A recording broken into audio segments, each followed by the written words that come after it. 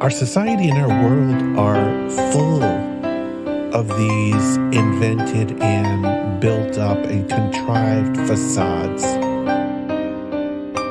And sometimes some people come along with a hammer and smash that facade.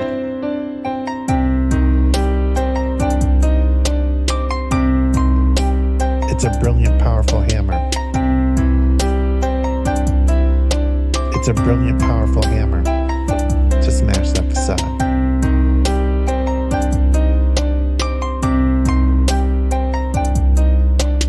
It's a brilliant, powerful hammer to smash that facade. Welcome to the future. Shit where you please. The Wi-Fi's killer, but there's no more bees. So there's hardly any flowers, there are very few trees, and you'll pay $1,000 for some honey for your tea. But we got these awesome collars, mine's an Apple Model 3. It allows for better movement than the Tesla X Elite. It lets you customize the ads that it implants in every dream. And for premium subscribers, doesn't shock you in your sleep.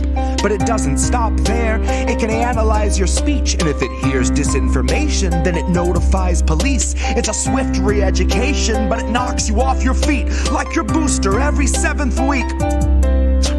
I faced the future boldly with 2 eager open eyes, and I picked a couple nuggets up that blew my fucking mind. Like you can taxidermy someone while they're technically alive, and they'll shine when it's election time. See, the Democratic voter base will pay them zero. Never mind if voting for the scarecrow is a vote along their party lines. They could stare into its marble eyes and claim there's something dignified. Unlike real politicians, this one doesn't need an oxygen or kit supply. But its function is the same as those who came before. The goals are never misaligned. It still spends all its working time performing pre-recorded fleecing sessions where it sugarcoats your slow and hungry genocide, while pouring billions into Nazi coffers, all the while selling you the story that we're moments till the MiGs arrive. So fuck it, ask Zelensky if he'll help replace our leaded pipes. Watch a fleet of Penske's show, stacks of bills in every size. Guess it only took a black sun and a couple Heils. Honorary goose step and some Nazi boots a quarter mile, all while Biden sneers his sordid smile. I don't know what was in this morning's vial, but it makes him stare 1,000 yards through all the prompters and the cards like he can smell the nearest child. His eyes are wide and wild, wider than the grave in which another 1,000 families were tossed in as I typed until they rose up to the sky unceremoniously piled. Which sort of flies right in the face of all this network ticker tape where the American economy has superhuman vitals. And sometimes some people come along with a hammer. See, I like to think my trial's gonna play like a recital. I'll denounce the world around me and accuse the most entitled, who weaponize their titles, whose pull is something title, who'd starve us all to death to best delight their blighted idol. So they might destroy the record, and I will never get to vinyl. So my word is not immortal, but it's final. It's a brilliant, powerful hammer.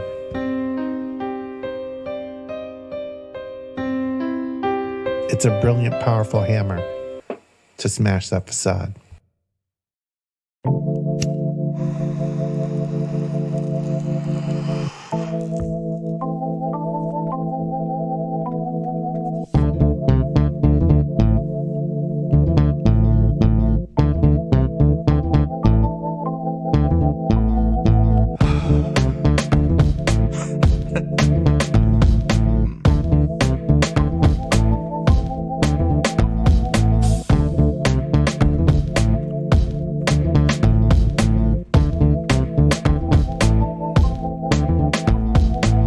Of the free, and you'll know us by the trail of dead. It's just one more world war to complete the set. When you live by the pike, you die by the pith. You die wide-eyed, still pleading the fifth, or crying divine epithets and pathetic attempts at defense. All empathetic for the those on your side of the fence? Well, I'll gladly put you and your legacy into an alternate tense. A faltering senses and altered events. Like hun, it ain't a hearse, it's a reaper's stretch. Ah, how sweet, she said. Bunch of hordes in the street like it's Evil Dead. Where the thin blue line meets razor's edge. And where the corporate ladder ascends to a steel-toed boot that awaits on the ledge.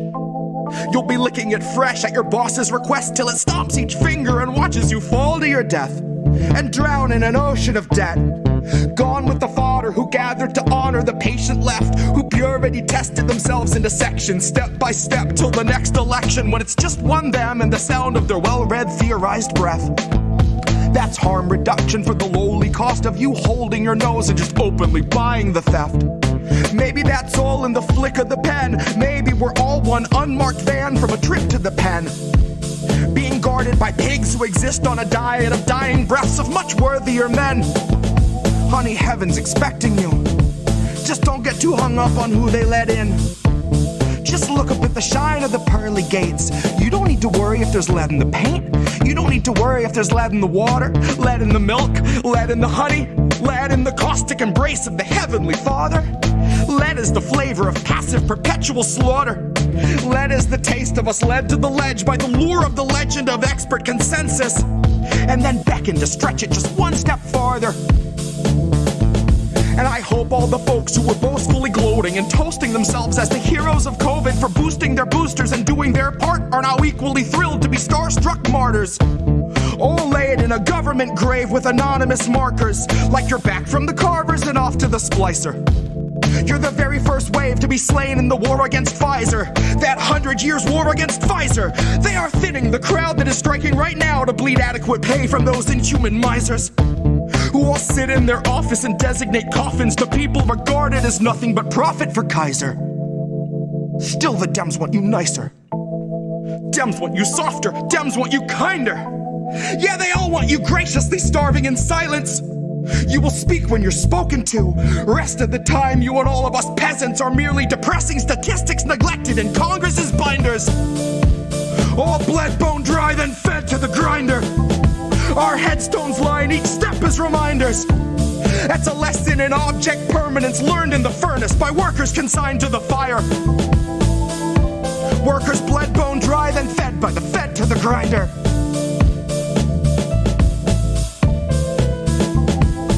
Fed by the fed to the grinder.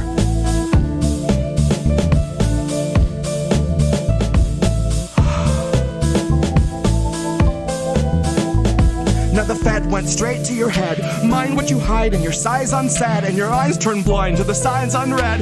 Flag bright red, so you let it in bed. You let it inside and you'll see that it's fed. Never you mind that it grinds your wealth into bread for itself, then it bleeds you dry, then it dines on the dead.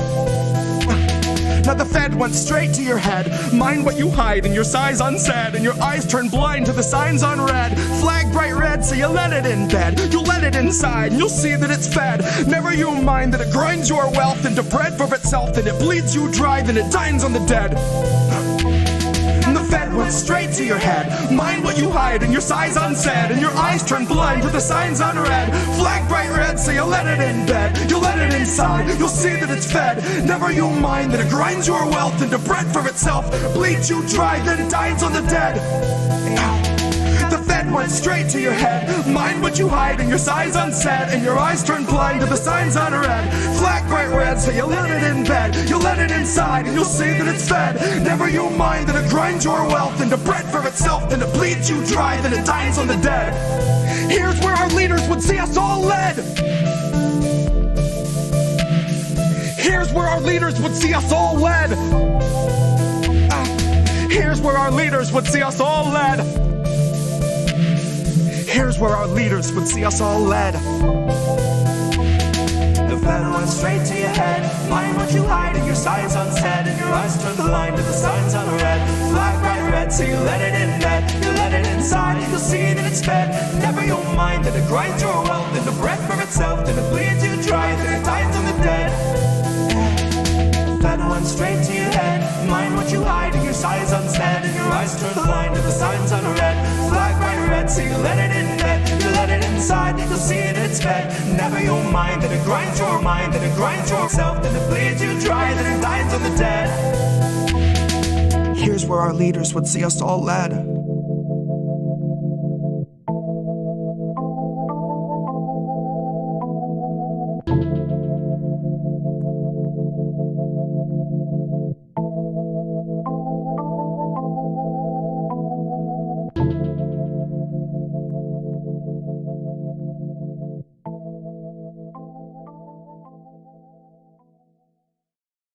Fate demanded I be singer of a new ballad about the candidate you wanted like a finger in your fruit salad, but were made to choke down. And never mind he didn't have supporters on the ground. Never mind a website that gave volunteers the runaround, and a platform, a policy that followed Biden's lead and didn't make a fucking sound. And then he takes the crown.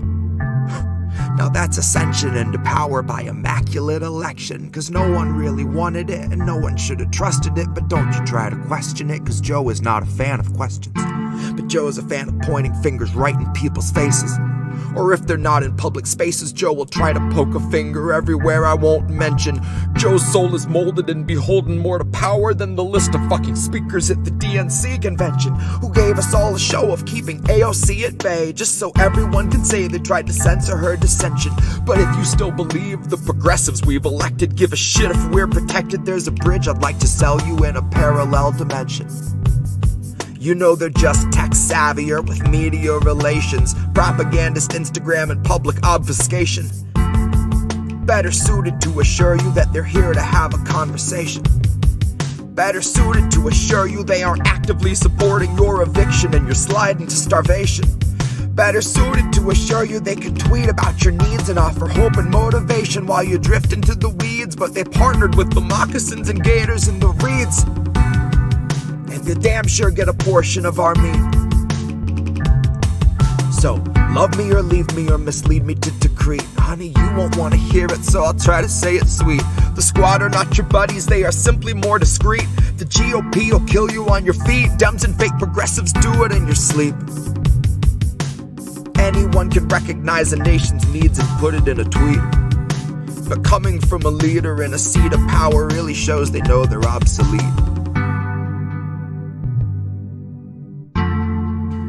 GOP will kill you on your feet. Dems and fake progressives do it in your sleep. The squad are not your buddies, they are simply more discreet.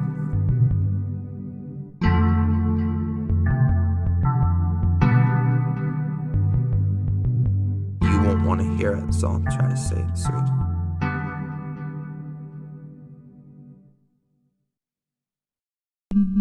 False alarm, I thought that help was here.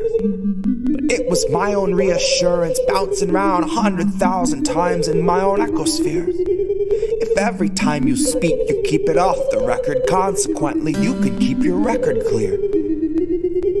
And if you mute the speech that shakes your frail beliefs, you only seek to insulate your image and continue down the stream in the direction clout and credit steers. Directly from your mouth into am I the asshole Reddit's ears. Directly back into the greasy pockets of some Gates Foundation financiers. And then directly back into the frantic final thoughts of early trial Neuralink.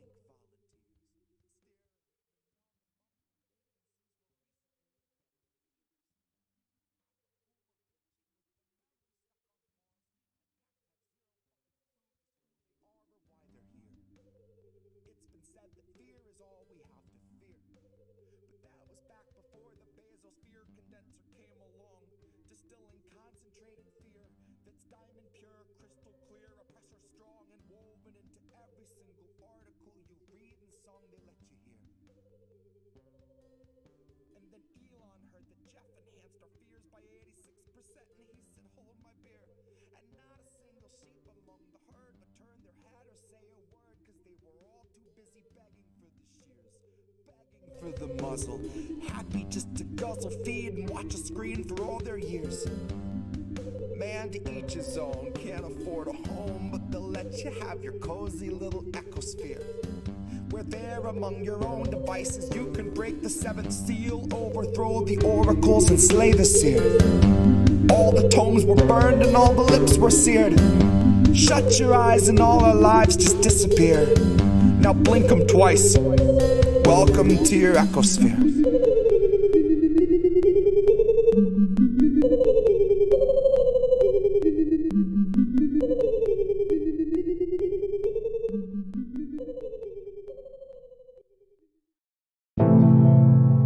When you are not with where majority of Americans are, then, you know, that is extreme. That is an extreme way of thinking.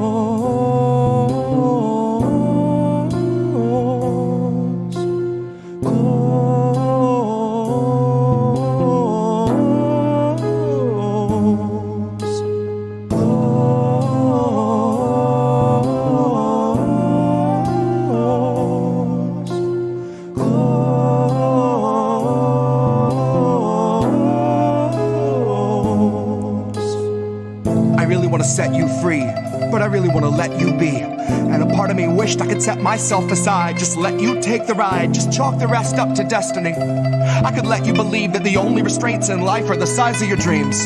Let you believe each kid grows up with the world at their feet. When I know too well it's open season, I know they're taking stock and raising stocks and raising stock. And I'm simply not here to sit and watch as you learn the lesson all cogs are taught. Keep your head down and keep to task and just keep on blocking the rest of it all out. Just keep on with the rest of the herd of a million adjacent oblivious workers. The forest unseen for the trees, and the trees unseen for the fallout. Now what's more damning, baby, the truth or the ignorance? Fuck it, I honestly wonder if I see the answer so well. Baby, believe me well, I know it's scary, I scare myself. If I could find a way out of my head, I would run like hell. I would ditch this body politic, mindless occupant somewhere far from the dismal abyss. In the tranquil crystalline bliss of the beach, I could rest with the rest of the shells. And if anyone asks I'm anywhere else, if I'm really needed, just light the candle, then read the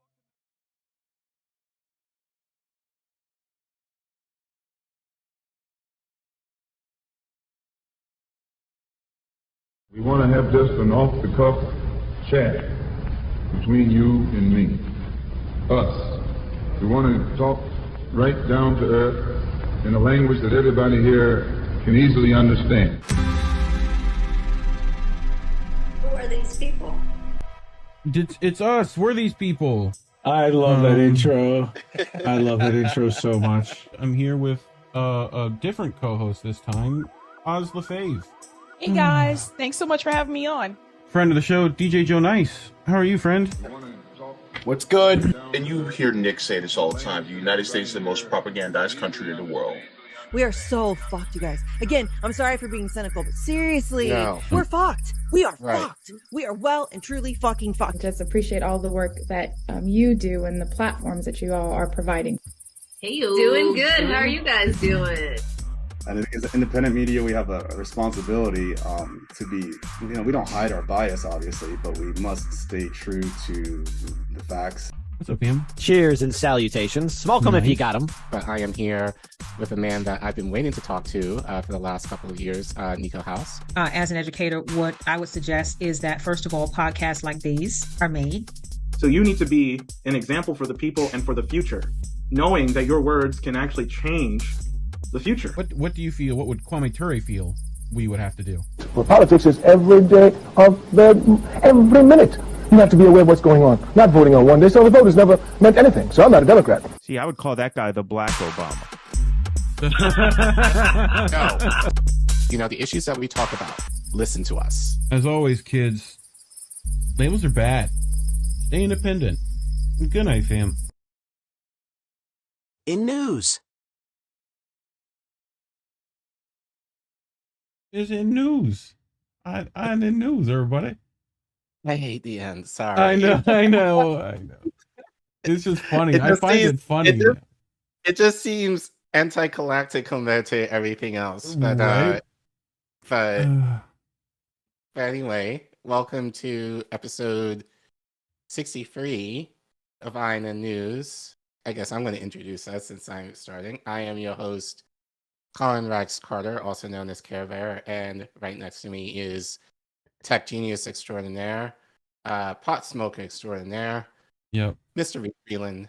Hi, everybody. How are you doing, sir? I'm doing good. Yep, new intro by Shut the Fuck Up Shitlib Joe, music by DJ Joe Nice. So people felt like they wanted to sing Cult of Personality because of the the Malcolm X thing at the beginning, which yeah. None of us clued that in right away that's what that was, but we do now. So but anyway, what do you got going on this week, Care Bear? In terms of stories or just life? I mean, stories mainly. I go on, I think Pasta asked me to come on tomorrow for a panel, so I'll be going on that 1 or 2 o'clock, I think, so far, if things work out. So, Eastern? yes, I would assume so. So, but yeah, otherwise, you ready to get started? Get into stories and whatnot? Yeah. So let's get started. So obviously the big hullabaloo this week is Dr. Cornel West announced his run for presidency for next year, and he's running under the People's Party. So I know a lot of you by now know the news, heard probably enough critiques about this as is. But we kind of talked about it last night because I was, not to say I didn't want to do it. Our thing is, and you guys know this, if we're going to do stories, especially if a lot of other channels are doing it, what's a different spin that we can take? And we kind of realized, angle, if you will. Shout out to Chris and Crab. We quickly figured out, or Reef quickly figured out, no one has talked about the Chris Hedges article, which was a precursor to his announcement and such. So we're gonna take a dive into that. I mean, it's Chris Hedges, so you can expect long and lengthy articles, but I think it will make for a good segment, and I think we might diverge a little bit in terms of critique about this, but yeah, so we're gonna get into that the first segment, and then later on tonight, Reef pulled this story for me to talk about because I had no clue what to do.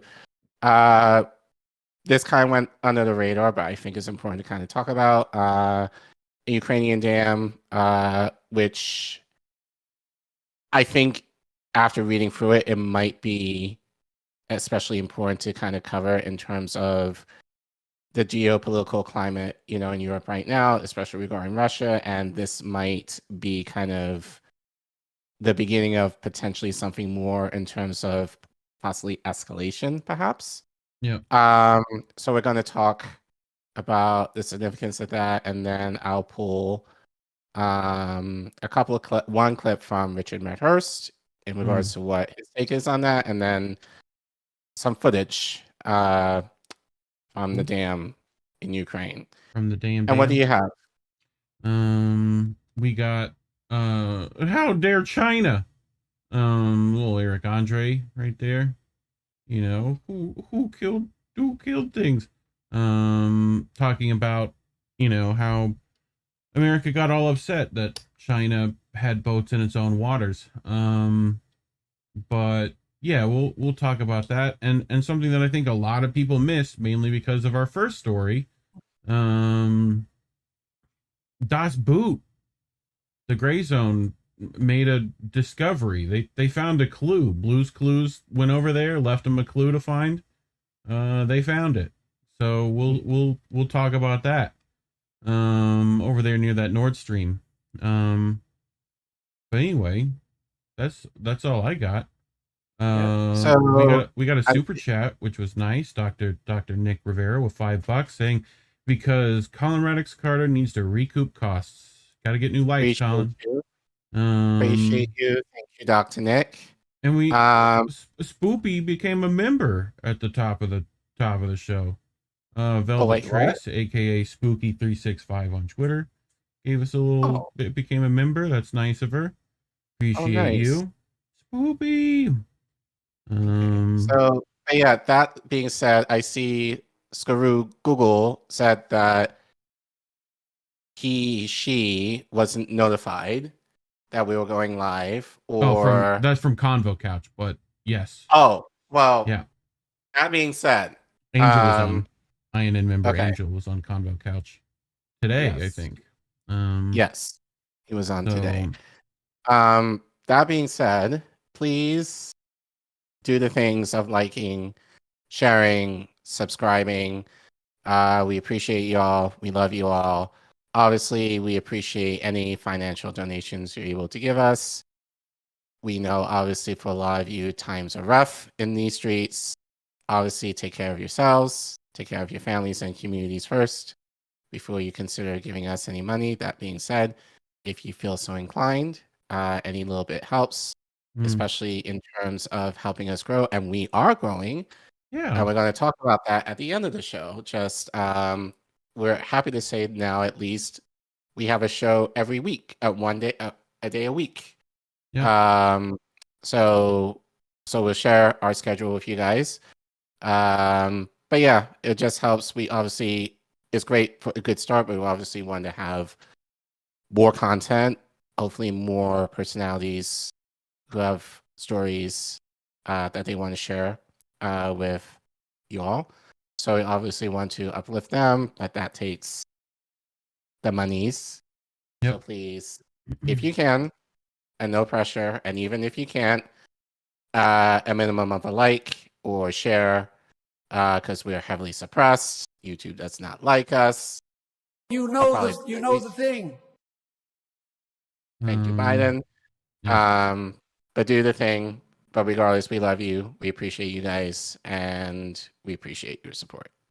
Cool. Yeah, you ready to get started on this story? I'm ready. Yeah. So let's go. So Dr. Cornel West, who I will speak with a little bit of a bias, I love. I don't agree with him on everything. I don't agree with some of the things that he has said in the past regarding political or otherwise, but I do appreciate him for being one of the more authentic people in our lifetimes in terms of, especially coming from a religious background, speaking in using his faith in terms of helping us look out for each other, while challenging the establishment. So I really have appreciated him, as I've grown in this space. Definitely, his work with Bernie, I think definitely highlights for me, as I was growing into the space, he's definitely one of my heroes, in that regard. But as we said, he is taking a shot of running for president under the People's Party. And I know a lot of you have very issues on the People's Party. Even with Business Network, we have varying degrees on the People's Party in terms of, their organizing.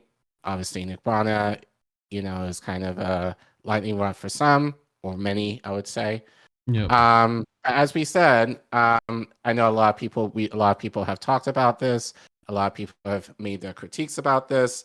But what we realized very quickly, as I said earlier, not many people, as far as I know, if any, mentioned the Chris Hedges article that essentially helped to announce his candidacy for president. So I figured it might be a good thing to read through it, since it's Chris Hedges. Why not read something that is of Chris Hedges? And then I think that will kind of be a jump off for us. And I know Reef and I, as I said, might diverge a little bit. But we'll give our take, because I'm sure that's why you're here. You guys want to know what we think. Yep. So, as I said, this article, come on. There we go. Is from Scheerpost. And as you guys know, any articles that we read, the links are in the description if you want to read it on your own or share it out. Yep. But Chris Hedges writes, Dr. Cornel Rust, in his first interview since deciding to enter the U.S. presidential race, explains why he is a candidate. So he continues. Dr. Cornel West, the moral philosopher and civil rights activist, will formally announce today he is running for president on the People's Party ticket. Cornel will be a singular voice for serious social and political change in an electoral system saturated with corporate money and rigged to crush third parties. His decades-long commitment to the oppressed, his fierce opposition to American militarism and empire, his condemnation of the grotesque avarice of the billionaire class, and his determination to halt the oncoming ecocide will see him contemptuously dismissed by the establishment. For all these reasons, we must support him. Ooh, you have to zoom in for that. We're at such a low point in the American empire, Cornel said when we spoke about his decision. Its spiritual decay and its immoral decadence are so profound that we have to begin on a foundational level of a spiritual awakening and a moral reckoning. Organized greed, institutionalized hatred, routinized indifference to the lives of poor and working people of all colors. We got to get beyond an analysis of the predatory capitalist processes that have saturated every nook and cranny of the culture. We've got to get beyond the ways in which the political system has been colonized by corporate wealth and by moneyed elite. We got to get beyond that sense of impotence of the citizenry. These are all the signs of an empire in decline. The only thing that we have to add is military overreach, and we see that as well. If this campaign becomes a movement, and it will need a lot of organizing to get Cornel on the ballot and build grassroots support, the array of forces that will seek to discredit and sabotage his candidacy will be formidable. The Israel lobby, the war industry, the courtiers in the media, the corporatists, the billionaire class, and the Democratic Party leadership will be as vicious to Cornel as these forces in Britain were to Jeremy Corbyn and his supporters. Entrenched power will fight us with every tool in its arsenal. And, as with Corbyn, these assaults, rooted in a mendacious campaign of character assassination, will be relentless. Yep. Cornel said that he seeks a paradigm shift, a realignment of the ideological landscape. He calls on us to redirect the focus of government institutions from the demands of markets and corporations, the military machine, empire, and the ruling oligarchs to poor and working people. What we need is a recognition that the corporate duopoly, both parties, constitute major obstacles and impediments for the kind and spiritual awakening and moral reckoning that focuses on poor and working people, Cornel said. He is calling, in short, for a political revolution and the overthrow of the ruling corporate class. Trump is mendacious, he said. Everyone knows that he's a criminal. Everyone knows that he's a gangster. Yet at the same time, the best that the Democratic Party can put forward is mendacity and hypocrisy. The Democratic Party has an arrogance against working and poor people of all colors. We're a laughingstock. Is Trump versus Biden the best the country can do? Nope. A little more, a little more. He sees the two ruling parties as parasitical, playing off each other in a tawdry burlesque act designed to perpetuate corporate dominance. It's possible, he points out, in the two-party system to vote against the interests of the big banks, the fossil fuel industry, the Israel lobby, the drug and insurance companies, the animal and agriculture industry, and the arms merchants. The weapons manufacturers who consume nearly half of the Pentagon budget look at permanent war, whether in the Middle East, Ukraine, or China, as a business opportunity. These structural evils as sacrosanct. And these are the evils which, if left unchecked, will ultimately kill us. It's not a narrow choice, it's a preposterous choice, he said.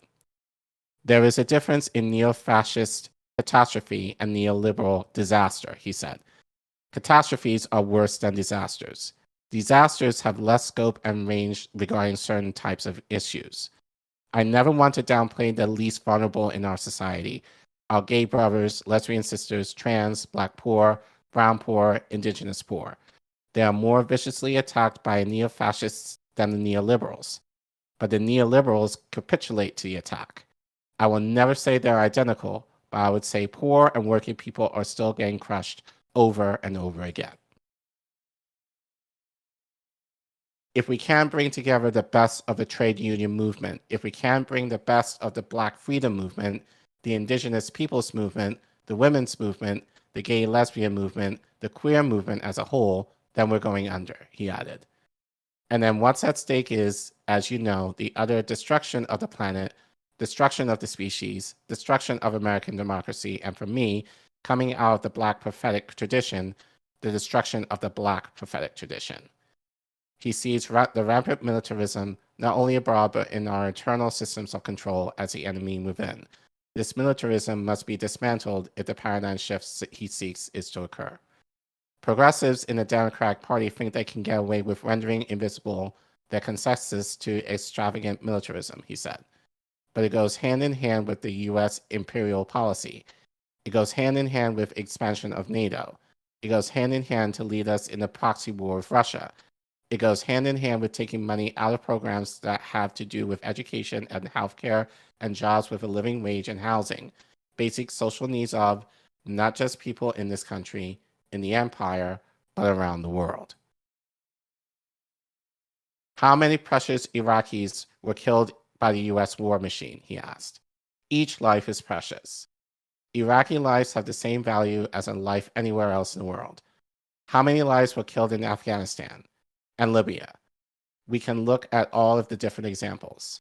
Then you got examples in Haiti, you got examples in Panama, you got examples in Grenada, and so forth in the last 40 or 50 years. And we're not even talking about the coordinated activities of overthrowing democratic regimes in Iran and in other places. These are the kind of issues we're going to have to hit head on, my brother. The same is true in terms of the Middle East. The monies we give to Egypt, the monies we give to Israel. How can we render invisible the suffering of our precious Palestinian brothers and sisters, given the US complicity and endorsement of these vicious apartheid-like conditions? There's no way that the Democratic Party can get away with this anymore. We have the same problem of the Democratic Party deferring to the apartheid regime in South Africa, he went on. What do we have to do? We came out with boycotts and sanctions. We came out with divestments. Well, the same is true now in apartheid-like conditions in the West Bank in Gaza. We can do that in any way falling prey to one of the more vicious ideologies of the last 2,000 years, which is the hatred of the Jews. We don't have a minute to engage in any kind of anti-Jewish hatred or anti-Jewish sentiment, but at the same time, we don't have a minute to turn our backs to the suffering of Palestinians tied to US foreign policy that always looks away from their suffering, looks away from their social misery, looks away from the murders taking place, looks away from the houses that are crushed, looks away from the land that is taken, and so forth. Those are the kind of issues that we have to bring to the public with whatever integrity, honesty, and decency that we have, and that's pretty much what the tradition that produced me is all about, from Frederick Douglass to Ella Baker. His goal is the abolition of poverty. We have liberal versions of slavery, he said. We have liberal versions of Jim and Jane Crow. We have liberal versions of attacking poverty. No, we want the elimination of poverty, the elimination of homelessness, the elimination of laws that try to crush labor and trade unions. We want affirming jobs with a living wage. We want affirming access of poor people and working people to housing inequality. He quoted the sociologist Max Weber. What is possible would never have been achieved if, in this world, people had not repeatedly reached for the impossible. We have to arm ourselves with that staunchness of heart that refuses to be daunted by the collapse of hope, he said. That's the Harriet Tubmans, the Frederick Douglasses, the Sojourner Truths, and Lydia Maria Childs. There were different colors who were part of the abolitionist movement. They were trying to achieve the impossible. You could say the same thing about the labor movement of the 30s.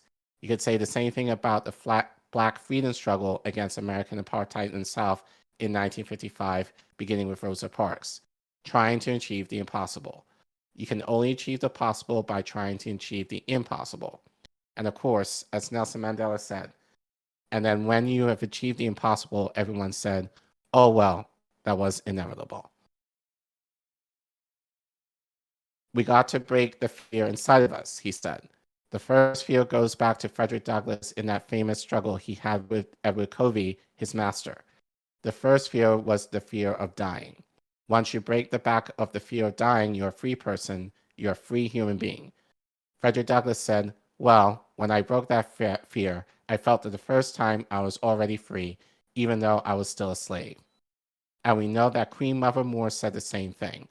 There's a whole weight of freedom fighters who have acknowledged this kind of thing. You can see it in the works of the great Rabbi Abraham Joshua Bishel. You can see it in Grace Boogs. You can see it in Edward Said. You can see it in Dorothy Day. I mean, these are the figures, and my God, we haven't got to it, the towering figures amongst indigenous peoples. Chief Joseph, the towering figures among our Latin American brothers and sisters, Jose Marti, and others. How do you break that fear, he asked.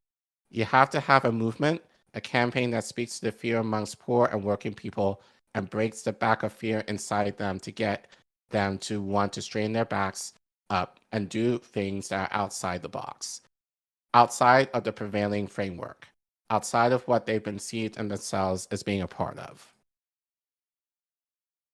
He said he will take his campaign south into rural enclaves to address the disenfranchised white workers who support Trump. We must go to Trump's social base, he said. We must tell those white brothers and sisters, we know you're still suffering. You know you've been the losers of corporate globalization. We're going to speak to your needs in such a way that you don't have to follow a neo-fascist Pied Piper.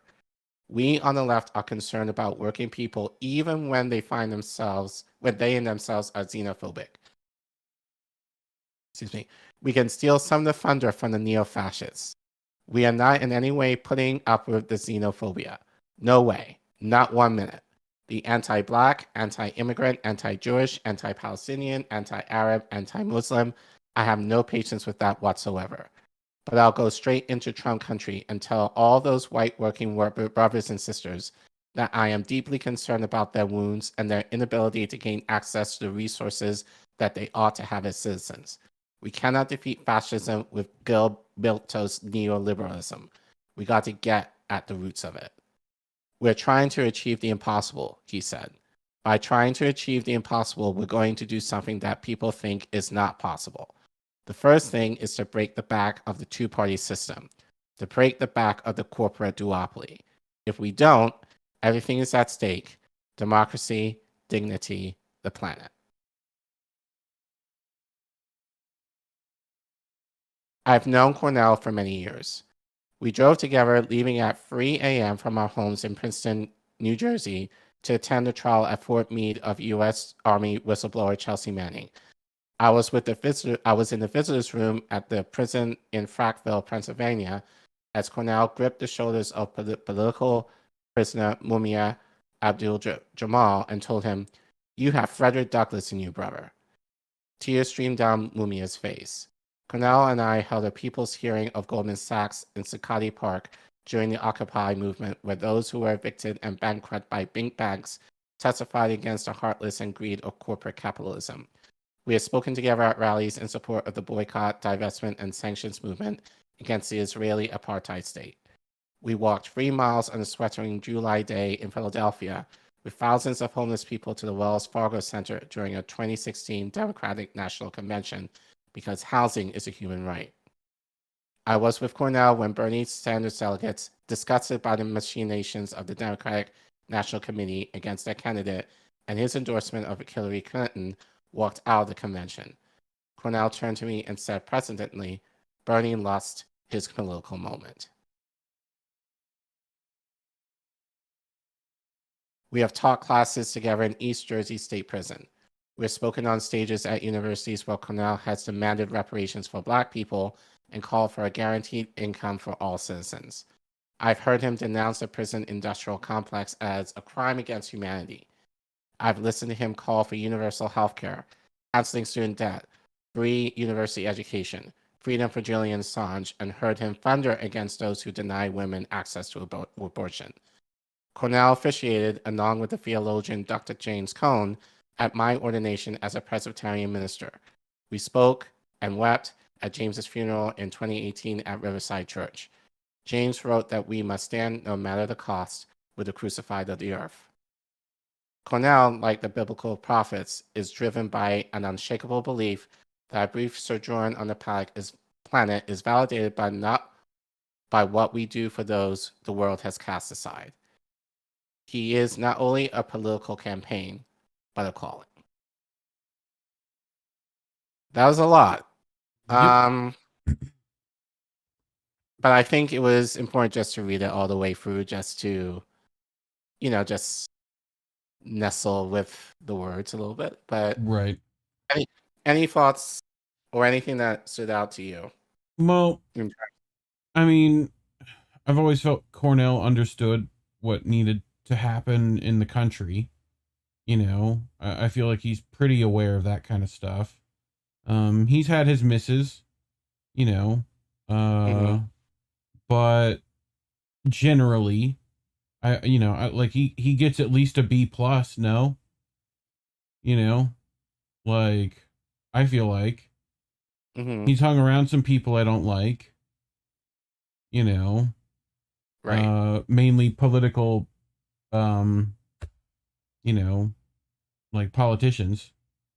So I'm happy he's running third party. It'd be nice if he ran independent. So that, there wasn't any controversy, even though there still would be. You know what I mean? So they would still claim he's stealing an election. They would still claim he's whatever. But how many times have we talked, Collin, about electing someone isn't actually going to fix things right now? No. And like it requires a lot more than that. And the reality is, look, I love Dr. West. Let me make that clear right now. And as you said, yes, he has made some big misses. I don't agree with him in everything. He's at heart an academic, and I think it's okay to disagree, with academics. Like it essentially, like especially if you've gone to college, that's almost the point. You're supposed to disagree in some things that they're saying, so that you have that discourse, but respectfully, of course. But but that being said, yes, I do. I think so Dr. West is all the out of candidates, everybody, right? He's at most with the pulse of what people are feeling, of what people are suffering through, because he's experienced it, he's lived it himself, and given his theological background, he's able to use that in a way that brings hope to people, in a way that is more tangible than I would say a politician is able to do, in terms of using that as using people's pain for their benefit, if that makes any sense. My critique would be I think just with this article is very much is reminiscent of the theological papers I had to write when I was in college. I mean, I was a theology major in undergrad, so this is very much kind of fluffy in a theological sense. I wish there was a little bit more meat in terms of how to accomplish any of these things. Right.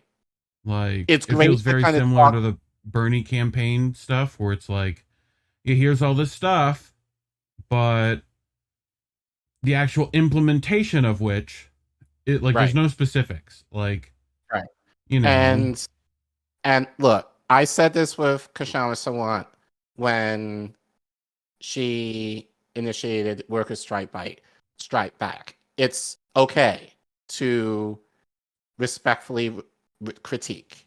And these are the questions moving forward that we should be asking these people moving forward if they're serious. It's great that they're talking this language in terms of fixing systematic change and blah, blah, blah. But what is the basis of how you're going to go around that? What is the basis of how you're going to go against corporate interests that are going to fight you tooth and nail to take you down? What's your strategy towards building any of that? But more importantly, because he's doing this for the People's Party, how you plan or trying to implement, I would argue, a movement behind you in this.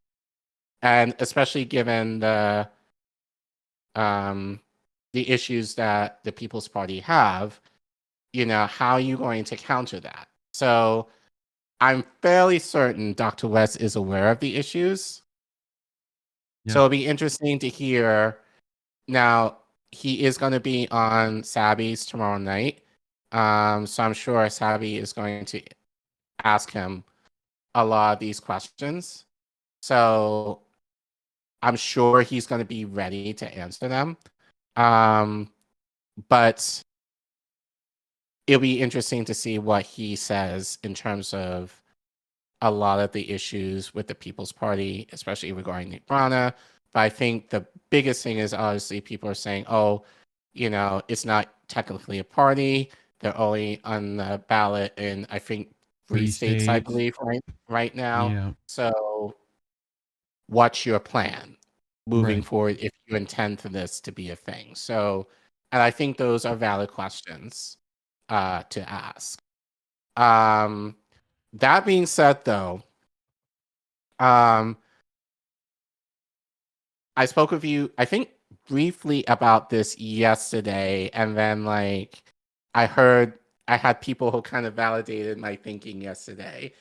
I believe if done right, Dr. West can capitalize on something that I think a lot of people might be missing in terms of how significant his run could be. Especially if he's going to run third party at all. Right. So I was listening to Sabby yesterday. And Terrain Walker, he's supposed to go on. He's supposed to go on Sabby's, I think, soon. Who? Cornel. Tomorrow. Yeah. Tomorrow. Yeah. So yesterday, Thursday. Yeah. Yeah. So yesterday, Sabby interviewed Terrain Walker, who is he's an independent journalist based in Atlanta, and she actually asked him about Cornel West's run, and he said something actually he kind of validated something that I said on Twitter, I believe, earlier that day. So we're just going to play that part where they actually start talking about it. And notice what Terrain says. In his mind, the significance of Cornel West running as a third-party candidate. Yep. I hate when I do that. I gotta do this. And this. Going forward with that, and he's going to run outside the duopoly. What do you think about that? What do you think about Cornel West dipping his toe into the sand, so to speak? And how do you feel about him running with the People's Party? Because I know some people are not too happy about that. Yeah. First of all, I'm elated that Cornel West is running. And anything that breaks up this duopoly that we have in America when it comes to political action and political parties, I'm for it. I think he has probably the best chance of creating a groundswell since Bernie, I believe, because off of name recognition. And I think he's very, very good on, obviously he's very good at public speaking. So it's going to be interesting to see him on the stump. You know what I mean? Now, political campaigning is a lot different than academic speaking, but I think he has enough pull to be able to pull that off. Now, as far as what's going to happen, I think what's going to happen, and I've already seen some of this, some of his most virulent detractors are going to come from the Democratic side, because when it comes to Black voters, the people who are, and I like to call them the Negro whisperers, these are the people who the Democratic Party sends out to talk to Black voters. Nothing scares them more than the idea of somebody outside of their circle getting the ear of the Black voter, because they're so entrenched in the Democratic Party, and they're so rabid about keeping their position that anything that threatens that, they're going to fight tooth and nail. That's going to be fun to see, because you're going to see a lot of skin folk come out and be virally against this man and pull out things from 20 years ago that they don't agree with. And they're going to attack this man. Like I said, I'm going to put some things up maybe later on that I've already seen happening. Now, I think what's going to happen, he's going to pull away a lot of true progressives and independent voters who vote for the Democratic Party because they don't have any other option. He's going to move them away from the Democratic establishment. And it's going to be interesting to see how that plays out. And it's going to be interesting what kind of platform he stands on when he gets out there on the stump. Now, as far as the People's Party, I'm well aware that there's issues with the People's Party and their leadership. But in my opinion, and this is just my opinion, those issues, while they are real serious issues, they do need to be addressed, and they need to be addressed quickly. They're nowhere near as serious as the issues that the Democratic establishment and the Republican establishment has been able to perpetrate in this country for the past 50 years, in my opinion. So I think it's just, instead of playing the lesser of two evils, maybe we need to think about maybe fixing some things in the third option and go from there. Because there's no perfectly clean party in this country. But I feel like the party that has the possibility to become a third way that can be built on and can be adjusted and can be changed may be the way to go, and maybe an option for Black voters in America. Reef, did I make a tweet saying something similar to that yesterday before? Almost exactly that. Word for word what Terrain said. Yep. Yeah, and look, you can make the argument, and I saw some people in the chat, like, why isn't the People's Party running local politicians and all that? It's a waste of Lincoln didn't need to do that to win his presidency, and he affected quite a bit of the country. I don't know if y'all remember historically. So, like, arguing that a presidential thing can't do anything, it can. Do I think this will? No. Do I think it's also important to work on ballot initiatives and local government? And, like, yes, you should be paying attention in general all the time on every level. State, county, your city, like, all of that should be in effect.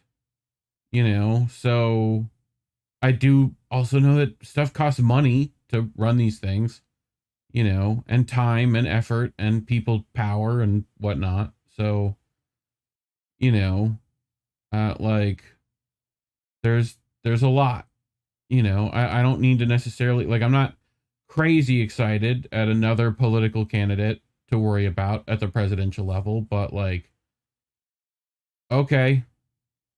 I mean, that's the way I feel about it. I'm like, all right, we'll see. So yeah, what you said was really interesting to me and very significant to me as a Black voter, because the Democrats always claim that Black people always save them in terms of winning the electorate. And I'm beginning to hear this already. Black people need to come out and vote for Biden, assuming that it's going to be Trump or DeSantis. Yeah, which you don't. I'd rather you leave it blank. Right. Know? But I know a lot of Black people who are going to be shamed into voting that way, or just our tradition, because to be Black means you have to vote Democrat. I mean, I feel that like they're just going, that whole earning your vote thing works both. All parties need to earn your vote. right. So Right. But I feel especially with, well, here's the thing. The Republicans are not trying to win my vote necessarily. They don't care. No. But the Democrats do.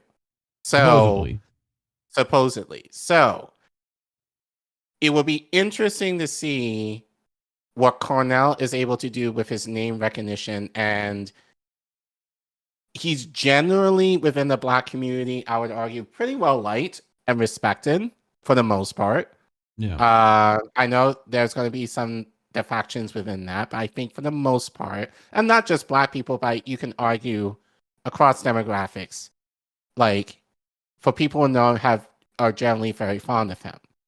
Yeah. It'll be interesting to see if he starts talking in a way that might convince people about the idea of a third party or independent party actually being viable.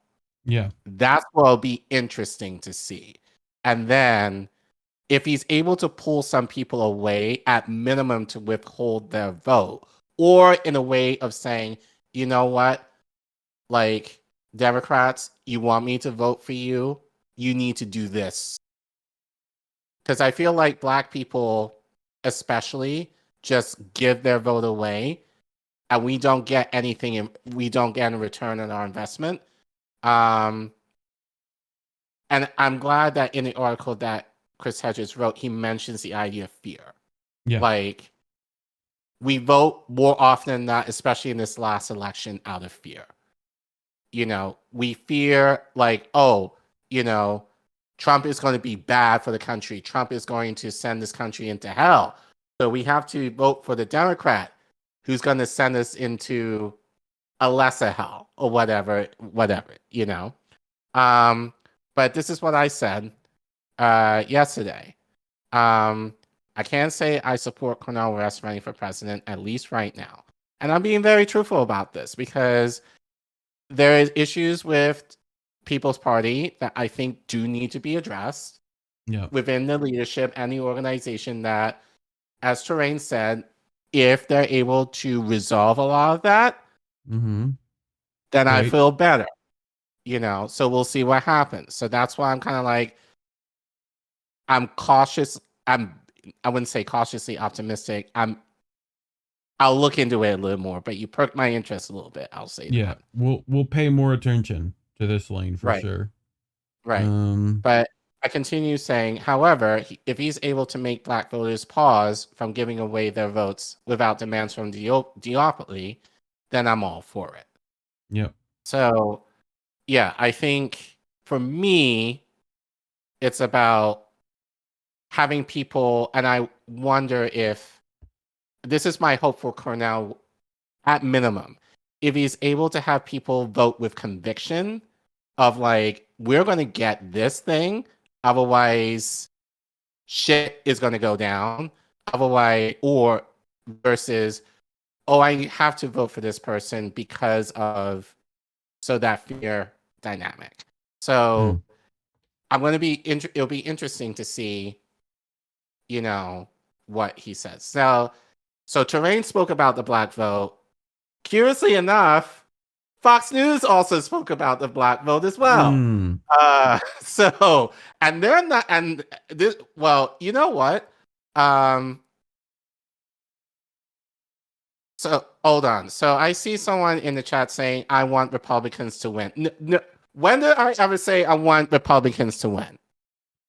You obviously are new to this channel, sir, or ma'am, or whoever you are. I just don't believe in people just giving away their vote without any concessions. You got no friends in Washington, D.C. Thank you. So my take is, as a Black person, we've got nothing for our vote in God knows how long, probably ever in this country. So that's my critique here. That's all I will say on that. Okay? But Fox News, in one of their rare moments, actually spoke some truth regarding the black vote and the significance of Cornel West running. So let's check out what they have to say. So shout out to Case Study QB for getting this because for forcing himself to watch mainstream anything. Right. Cornel West in the mix. Do you think he's a serious threat? Without a doubt. And here's why. Look, you make the point about ballot access. Very true, Jesse. It's very hard to get on the ballot. Currently, his party's only on the ballot in 3 states. But here is where this could make a huge difference. 2016, according to NBC, 6% of those who voted for a third-party candidate.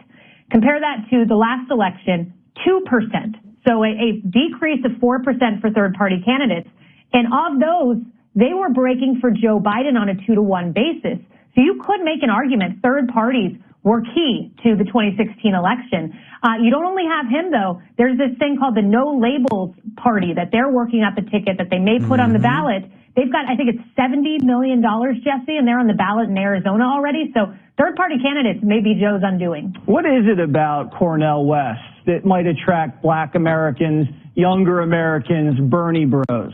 Authenticity. I mean, Joe Biden gave these, well-woven mannequin-like talking points to the Black community and the Latino community, and people bought into it. And then he failed them. I mean, when you have 34% of Black voters saying that Biden's delivered, 34%, that is ridiculously low for a president that needs Black voters. And you contrast that with under Trump, median income for Black households, for Hispanic households increased by 7%. He made good on a promise to these communities, and that's why you've seen minorities disproportionately moving towards the Republican Party, albeit very small, but that movement is real. So they need to watch out over in Pennsylvania Avenue because you can't take Black voters for granted. They're not just going to show up. I mean, where's the lie? Yep. I mean, this is Fox. This is Fox News. They lie about why this stuff is happening, but they don't lie necessarily about the stuff happening, Right. On occasion they do, but whatever. You got case by case. This is literally, case study. Right. But I think in this case, they were spot on here. And so look, and I'll just say this to our audience members and whoever's watching this who are non-Black, in this, a lot of you are already kind of saying, oh, we have to vote Democrat, even though Biden sucks, but we have to vote Democrat. Look, I don't have to do shit. Literally. Okay? Literally. I can stay home, and if I choose to. So I'm saying this to mostly Black people here. Right now, we have concessions that we need. Defunding the police. Reparations. You can name whatever. But right now we actually are in demand, or will be, considering if Cornel West is able to pull some, and he doesn't have to pull a lot, some Black voters away. Because they already said in this article, like normally, especially given the last few years, more Black voters, and I think especially Black men, are shifting Republican.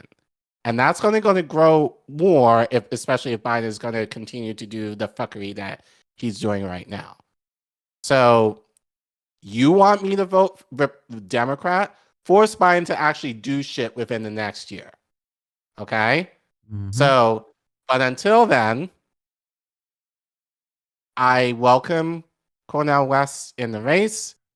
Like I said, I'm going in, I'm not just going to throw my full support to him right away. He is making me curious about what he says and what he's able to do. I'm more interested to see how he can shift from being more the theologian to the politician. So that's obviously another thing that he will have to work on. So it'll be interesting to see. But he needs to kind of prove himself as far as how is he going to make a lot of the stuff that Chris had to say in the article tangible. How is he going to win? What's his plan? All of that. So, So yeah, it'll be interesting to see all of that. But I agree. But you ready for the next story? I am ready. And yeah, thank you guys for watching. Let's see, we have right now 36 people watching. Right now we have 21 likes. Can we at least make that even out to about 30? We appreciate you if you're able to do that, if you haven't already. And yeah, let's keep going. So Reef, what do you got on this China story? Well, I should do this. There we go. So interesting stuff happening. Very Cold War-esque problems. America's upset that China's boat went near their boat in their waters. So I just thought the little Eric Andre meme was fun to throw in there. But how dare them? So this is by Caitlin Johnstone. China places country dangerously close to U.S. warship is the title of this, which is just, I love Caitlin. The U.S. military has released video footage of a Chinese Navy ship cutting across the path of an American destroyer in the Taiwan Strait over the weekend, reportedly forcing the U.S. vessel to slow down to avoid collision. A statement on the incident from U.S. Indo-Pacific Command says the Chinese ship executed maneuvers in an unsafe manner in the presence of U.S. and Canadian warships during a routine south to north Taiwan Strait transit by the naval forces of those nations, coming as close as 150 yards from the American vessel. So what this sounds like is that they went in their vector. One guy didn't want to change his course, and so they're playing chicken, essentially. Now I know what you're thinking. What is a Chinese Navy vessel doing in the Taiwan Strait, right where U.S. and Canadian warships are peacefully conducting routine navigation exercises?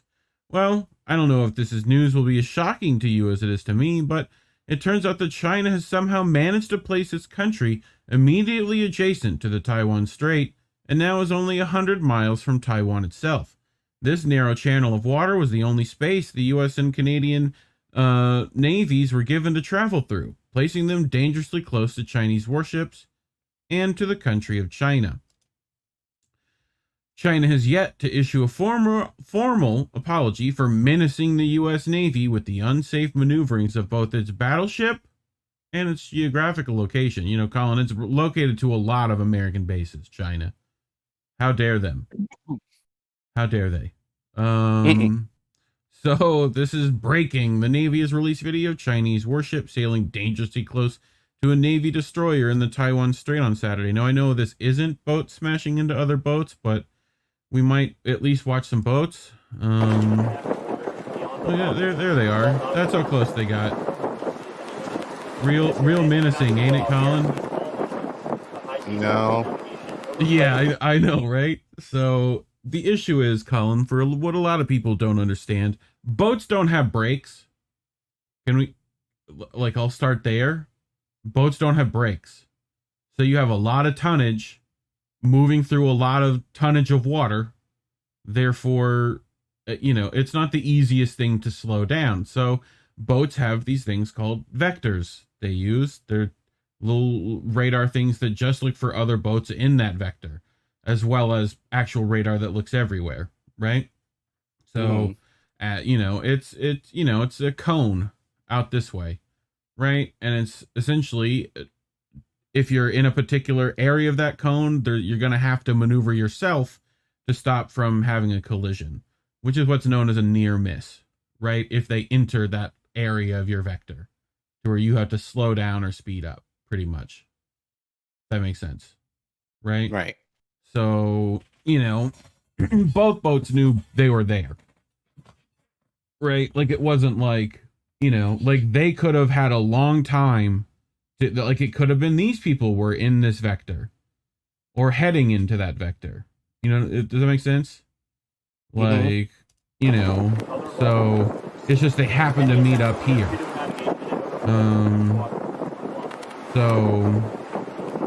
But, crisis averted. No one got hit. Only some, naval dick measuring, pretty much. So, Margarita K on Twitter wants to point out the international waters the U.S. assists on sailing through is right. Hello, there we go. Is right there. Look at that. Oh, look, it's China. Oh, look at that. like that little strait right there is where our Navy is forcing itself to go through. Right? This reminds me of when like Reagan was doing flybys of Russia. It's very similar to me. Right? You know. Right. But I wonder if that's the same strait that Pelosi flew into. I think so. Yes, because Taiwan's right here. Right. You know. So, yeah. Pretty much. Nothing in its statement that it was acting in accordance with international law at the time of the incident. U.S. Indo-Pacific Command says that its transit demonstrates the combined U.S.-Canadian commitment to a free and open Indo-Pacific, adding that the U.S. military flies, sails, and operates safely and responsibly anywhere international law allows. Which, of course, is true. These are international waters after all, and the Chinese Navy should therefore stay out of the way of U.S. military vessels traveling through them, just as the U.S. Navy would stay out of the way of Chinese military forces traveling a few miles off the coast of California or transitioning between the islands of Hawaii. Could you imagine, Collin? Could you imagine a Chinese fleet moving through Hawaii? I can. So the U.S. is only asking for the same freedom of navigation it would afford anyone else. Dude, Caitlin is just chef's kiss. Like, you know, we saw another incident of Chinese aggression and dangerous terrestrial placement on the 26th of May, when a U.S. spy plane was buzzed by a Chinese fighter jet during peaceful surveillance operations over the South China Sea. A statement by the U.S. Indo-Pacific Command called the incident an unnecessarily aggressive maneuver, which interrupted the safe and routine operations of the spy plane. You know, just a spy plane, Collin, nothing specific. So here it is, statement on the PRC on professional intercept. We expect all countries in the Indo-Pacific region to use it, either using that international airspace, right? You know, so it's international, Collin. It's only like a couple of, like, you do realize like international waters like past Miami are like a mile past Miami. Could you imagine that? Like just like a mile out? You know what I mean? 3 miles or whatever. That's international waters. I do believe so. I think that's how that works. That's why like Stilt City was out there. So, but you know, like that's essentially, yeah, international waters are like right off your coast, pretty much. You control your coastline, and then the rest is international. So here's the fighter jet, right? Look at it. Look at it over there. It's going to do a close flyby. Ready? That's a negative, Ghost Rider. Please don't fly close to our airplane, our spy plane. Whee! Okay, bye-bye. So yeah, like that's it. Real menacing, huh? Real scary display of Chinese aggression, isn't it? Like he didn't turn on the sidewinders and like aim at you, bro. Like, you know what I mean? Like if he got on your ass, I'd be like, all right, you know, like that's definitely a little, like if he maneuvered to get behind you, like I would say, okay, that's some aggressive posturing. But anyway, Caitlin continues, what the hell is going on here? What is a Chinese fighter jet doing all the way over in the South China Sea? What is it doing, Collin? Obviously, Chinese fighter jets have no business operating in that region, especially when their movements endanger the U.S. spy planes who are flying their peaceful missions there. But, as with the Taiwan Strait, the imperialist aggressions of the Chinese Communist Party have been so expansionist in nature that the South China Sea now sits immediately adjacent to mainland China. How dare they, Collin? How dare they? Here's hoping that China stops with its brazen aggressions against the U.S. military forces who are minding their own business in the Taiwan Strait and the South China Sea, stops endangering poor defenseless warships and spy planes by moving through waters and airspace they have no business entering in the first place, and starts respecting the rules-based global sovereignty of the US of A. Any questions, Care Bear? Anything you got? Why we do this? Why we do this? Well, because, Collin, we need military supremacy. That's why we do it. It's literal military dick measuring to the highest order, and China figures they'll partake.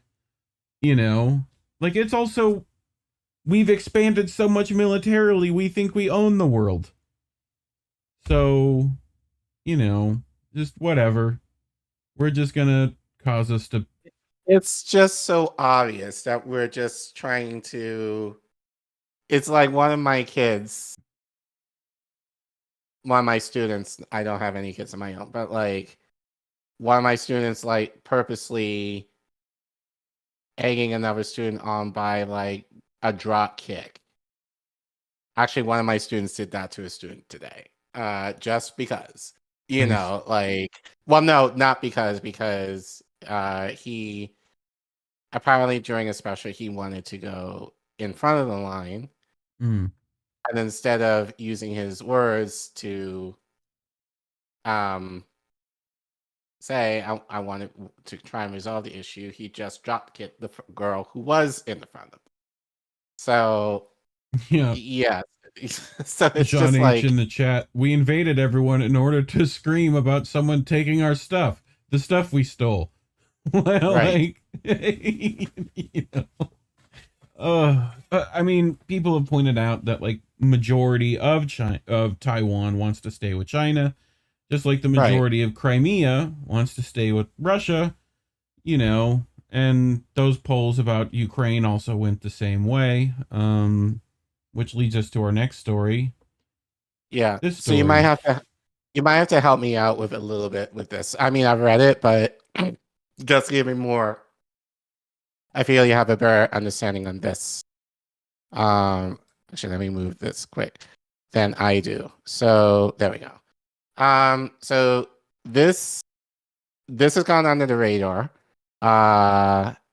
in the media, but I think it's significant enough in terms of, I feel this is kind of the beginning of, not beginning, but I think this is more ramping up of escalation that's happening in Ukraine right now. So I think it'll be very interesting to see what happens from here on out, definitely as we head into the second half of the year. So this should be very concerning to folks. So as the title says, Ukrainian dam destroyed. And I'm going to mispronounce these names of places well in advance, so forgive me for that. But this is a Truth Out Common Dreams article written by Jake Johnson, where he reports drinking water threatened and thousands evacuate after Ukrainian dam destroyed. Already heightened concerns about the operational safety of the, oh boy, Zaporizhzhia, I think. Zaporizhzhia. Zaporizhzhia Russian nuclear words power plant have intensified. It's Yeah. it's that, you know, Cyrillic, man. It's tough. Yeah. All right. I probably might just give it a nickname because I feel bad. Zaporizhzhia. We're gonna try to, whatever. Just call it the Z. Well, people will know. I'll just call it Zappo for this. And I apologize in advance to people who might be Russian.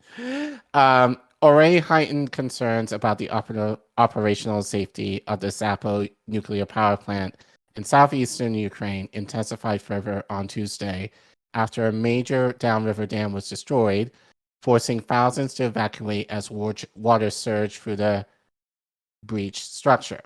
The racked barrier held back a body of water equal in size to Utah's Great Salt Lake, and the reservoir supplies water for the cooling of the Zappo facility, the largest nuclear power plant in Europe. The reservoir also serves as a key source of drinking water. Ukraine and Russia blame each other for the dam's destruction, which would constitute a war crime under the Geneva Conventions.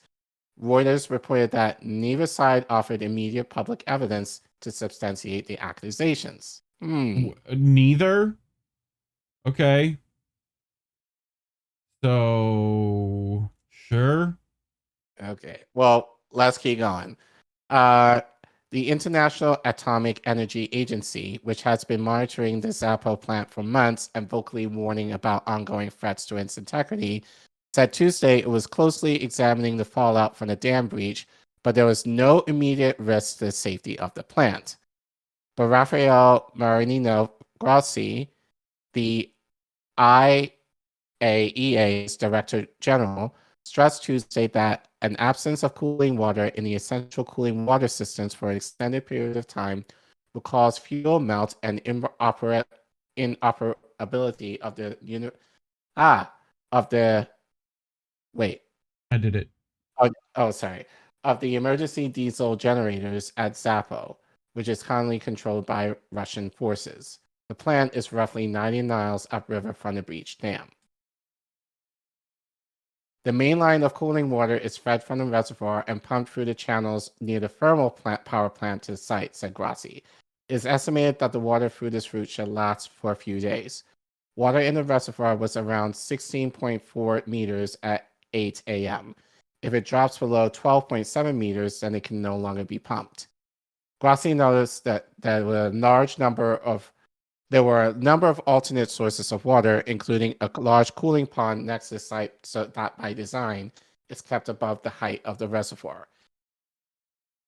It is therefore vital that this cooling pond remains intact. Nothing must be done to potentially undermine its integrity, he added.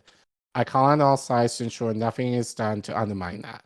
My trip to ZNPP next week was planned, and now it's essential. I will go.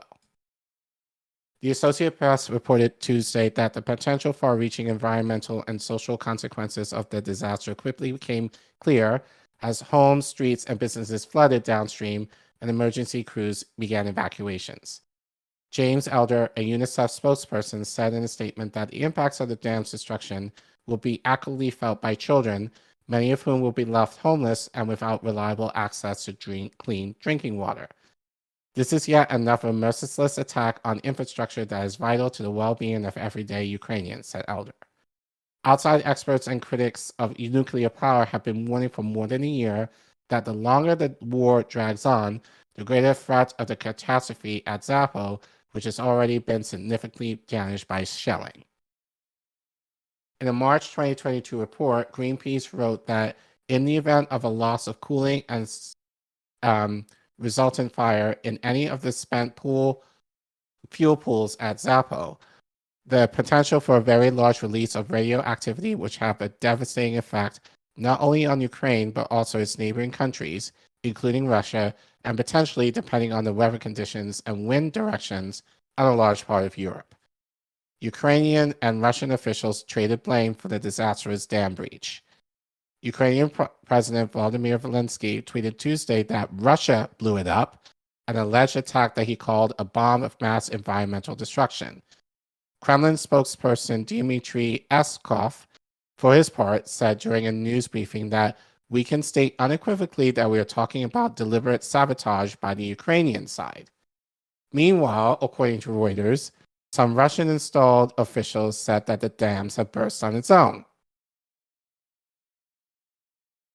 So basically, it's right now more or less an idea of like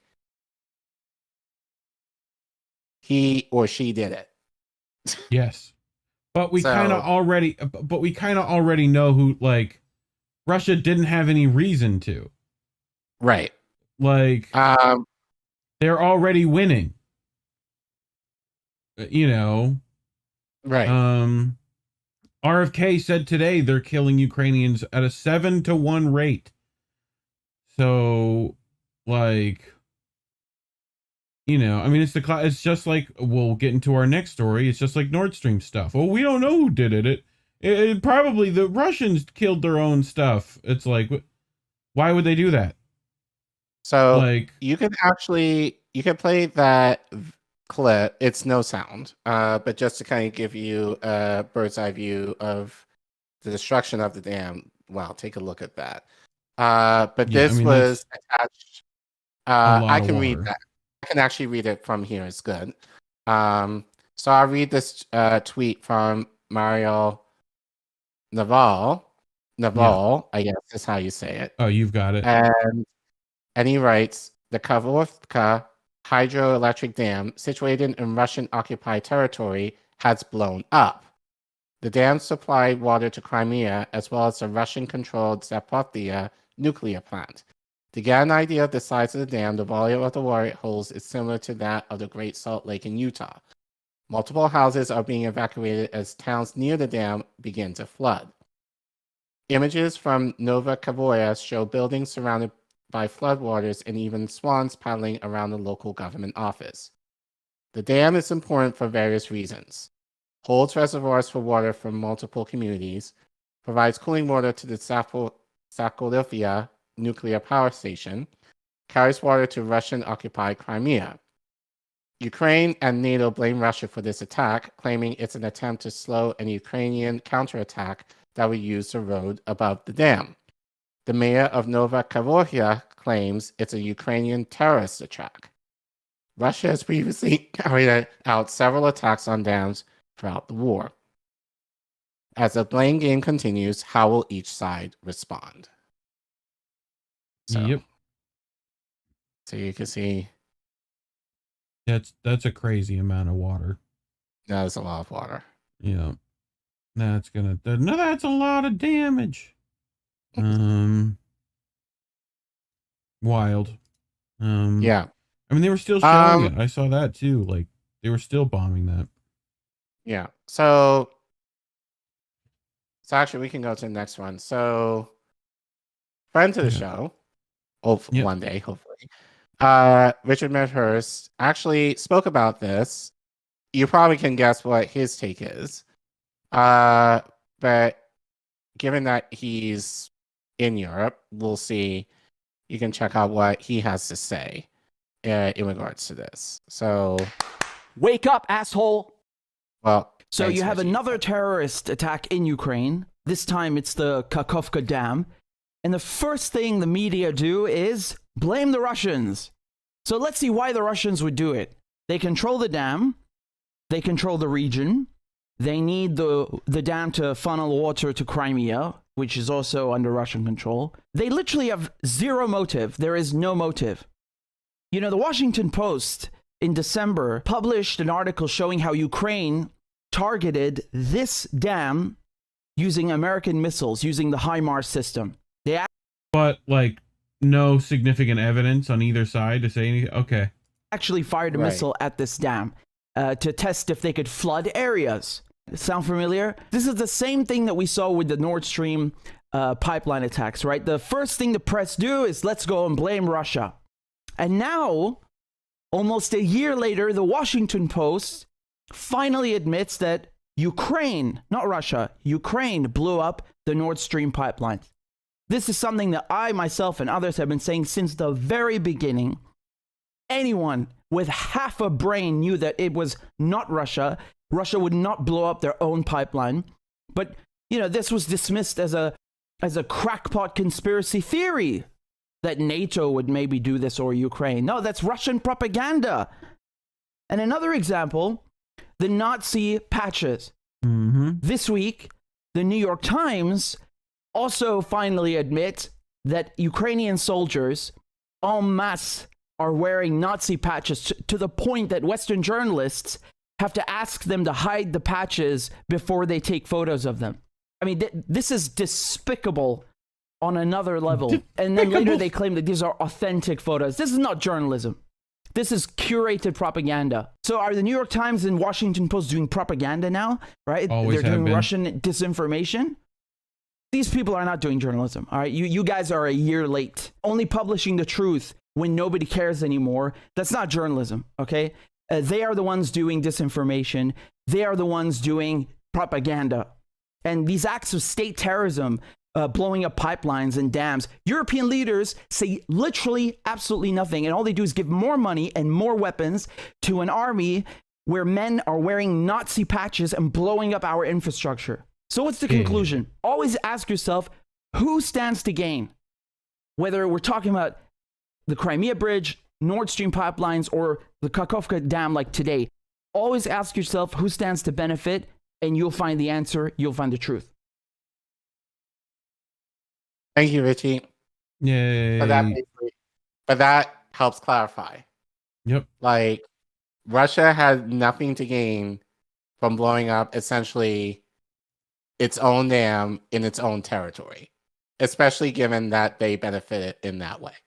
So I honestly would not be surprised if the US had a hand in this. Mm-hmm. I wouldn't be shocked. Yep. So, but I think, of course, you know, as I said, I think we need to be careful because this is what, and I'm surprised this didn't get a lot of news, but as far as I know, at least mainstream, but this could be the catalyst, I think, as more things are wrapping up. Yeah. To like where there actually be more of an escalation in Ukraine. And I feel bad because ultimately, you know, like, fuck Zelensky, but like Ukrainian lives are being lost here in the midst of all of this, you know, in terms of what? Like recognition, you know, like, as we say, kind of notice me, senpai, you know, notice me, US, look at what we're doing. We're doing the handiwork, give us more money so we can continue to blow up our own country, you know, in the name of, you know, like, I don't know. But yeah, it's like, it's kind of, it's really despicable to kind of think. You saw Jamal Bowman this week, right? Where he gave, they Right, asked him, yeah. Grayzone people asked him, where like, do you know anything about the Donbass, Crimea? No. He's like, I don't have, No. right. Like, No. yeah, No. I don't have enough knowledge of that. And then they asked him, so No. you support the war in Ukraine? And he's like, yeah, well, why? Because Why? Putin bad man, Putin madman. Right. And it's like, that's the dumb argument. That's how you try to convince stupid people that, Look, we talked about doing that story, and I was like, no, because I feel like we've bashed him enough on this show. Like, we can give him a break until there's something more worthwhile. But like, yeah, Jimmy covered it today, so we're good. We talked about him a couple of weeks ago. You know, like, drag that old man across the finish line, whatever he's whatever. But like, this man was a principal, man. Like, I find he it had hard bosses to then too. Right.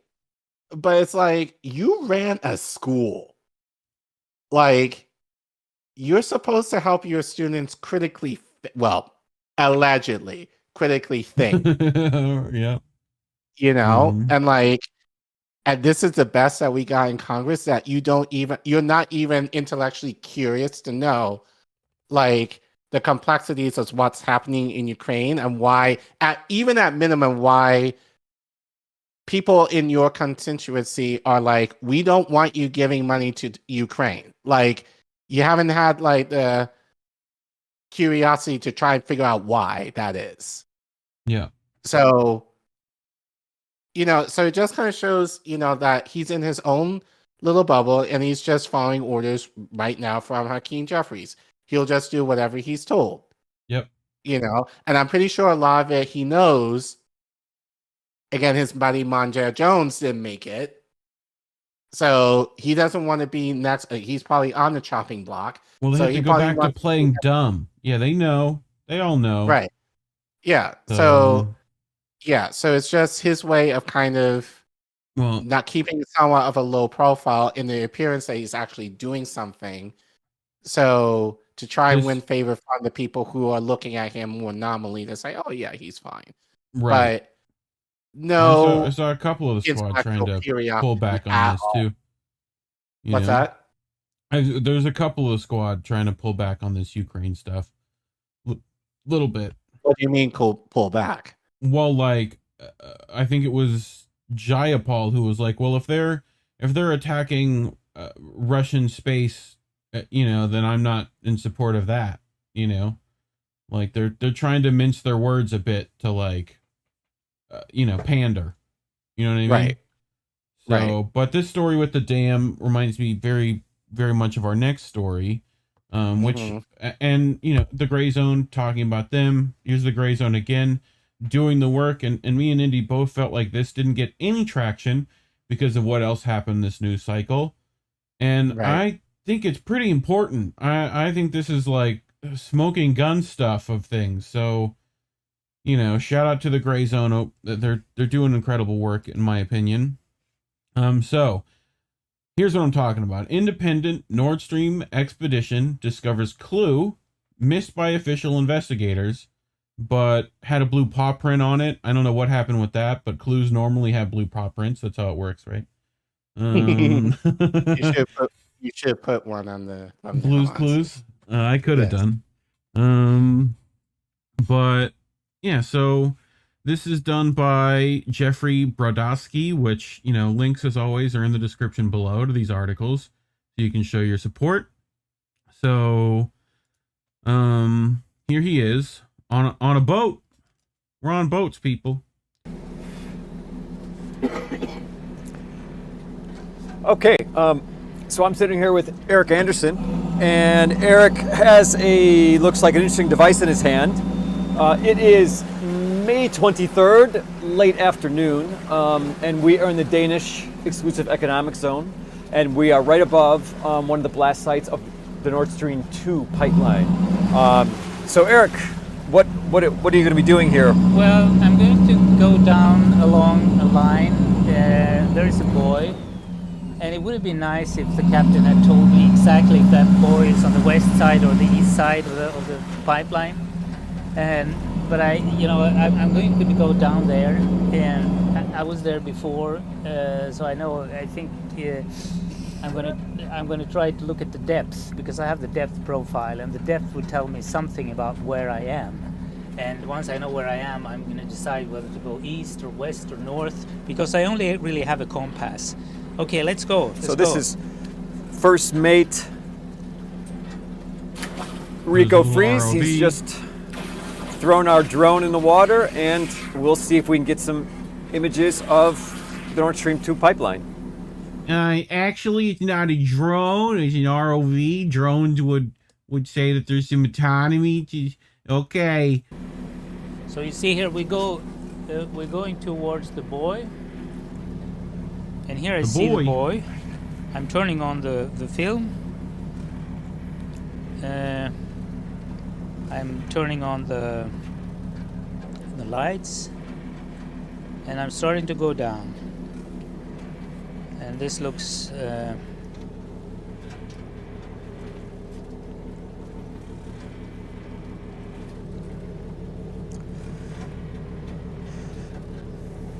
So earlier on our sonar, we captured some images, sonar images of large ruptures in the Nord Stream 2 pipeline, and now we're going to try to do the same, but using the drone.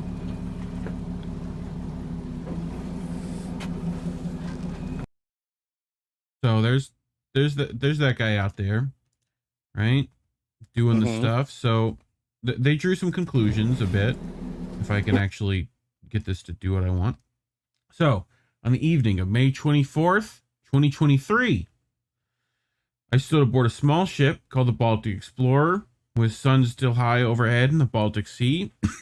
Our boat sat anchored 31 nautical miles from the coast of Denmark and directly above the Russian Nord Stream 2 pipeline in the exclusive economic zone of Sweden. For several minutes, I stared at a live video feed from an underwater drone showing never-before-seen footage of the ruptures in the pipeline. Suddenly, a strange object appeared on the screen. It was a black and orange diver's boot. The Grayzone has identified a model which closely resembles this boot and is used by both the U.S. Navy and commercial divers. Ukrainian divers have also been seen wearing similar boots. We have also learned that the boot's presence have been previously reported to investigators, yet they have not collected it or divulged its existence. Did you read that part, everybody? Do I need to read that part again? They have also learned that the boot's precedence has been previously reported to investigators, yet they have not collected it or divulged its existence. Why would they not do that, Collin? I wonder. So is this, what is this? Oh, here's the underwater footage. Look at that. Hey, what's that? What is that? That's a boot. Das Boot. Das Booten, ja. Like, and that's not, like, you can still see, who knows how long it's been there. But yeah, it's still a good looking boot. Yeah. You can wash that up. Probably be fine. But yeah, so really, I knew I said that right. What took place on September 26, 2022 shattered the placid atmosphere that usually prevails on the Baltic Sea. On that day, as the war in Ukraine deepened, 4 explosions ruptured the 23 billion Nord Stream 1 and 2 pipelines that carried natural gas from Russia to Europe. So it would be from 22. He was on that boat in 23. So that's when that video was taking place. Right? So, would have been like almost a year underwater. Something like that. Close. A little less, really. Ukraine deepened 4 explosions were up to the 23 billion Nord Stream 1 and 2 pipelines that carried natural gas from Russia to Europe. It was the most severe act of industrial sabotage in human history, serving the main artery for affordable energy from Russia to Germany. Cheap energy that was critical to maintaining Germany's industrial base. Nord Stream 1 and Nord Stream 2 each consist of 2 pipes. 3 of them were ruptured. 1 line of Nord Stream 2 remains intact. Sweden, Denmark, and Germany have conducted investigations. Okay? That's who did them. But with that's like, we investigated ourselves and we found nothing wrong. Pretty much. That the explosions were probably caused by gross sabotage. Good assessment, boys. Their findings have yet to be publicized. Okay. Now, more than 8 months later, a new clue has been revealed in one of the most urgent geopolitical mysteries of the century. The boot spotted on our expedition bears a striking resemblance to those worn by U.S. Navy divers. Ukraine's U.S.-trained Navy divers have also been spotted using the same model, or one which is virtually identical. It should be noted, however, that boots of similar appearance appear to be commercially available as well. Yes, dive gear is dive gear, but like, right. Here's the issue, Care Bear. Does this offer a clue? Well, we'll get into why you're going to be like, oh shit. Does this offer a clue about the identity of the perpetrators of the Nord Stream attack? Obviously, further investigations into the boot's provenance is required, yes? But its location and brand appear to be significant. In late May, Swedish engineer Erik Andersson obtained access to blast sites along the Nord Stream 1 and 2 pipelines in both the exclusive economic zones of Sweden and Denmark.